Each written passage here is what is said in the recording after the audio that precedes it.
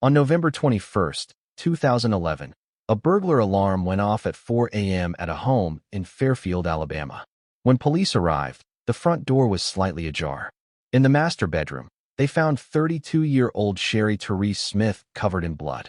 She had been shot and stabbed multiple times. Over 13 years later, her killer has never been found. This is her story. Sherri Smith was a 1997 graduate of Fairfield High School who worked as a financial associate at UAB Hospital while pursuing her psychology degree. She was a devoted mother to her teenage daughter Shemaiah, a member of Faith Chapel Christian Center, and was in a relationship with her boyfriend who lived in Atlanta.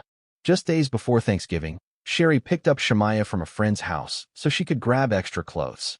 The teen had decided to extend her sleepover that weekend. Sherri, who just returned from visiting her boyfriend in Atlanta, didn't mind having the house to herself.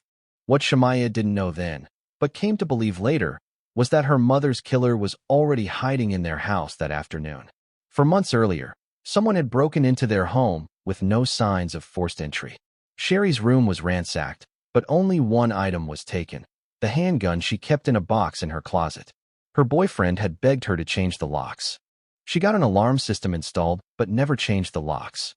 On the night of November 21st, that alarm went off at 4 a.m.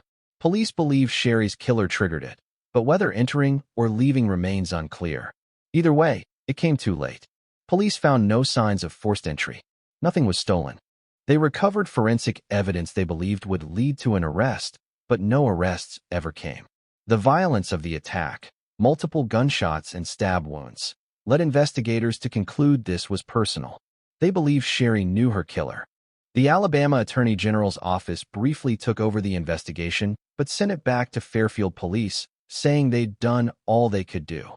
Sherri's family believes the investigation never went deep enough.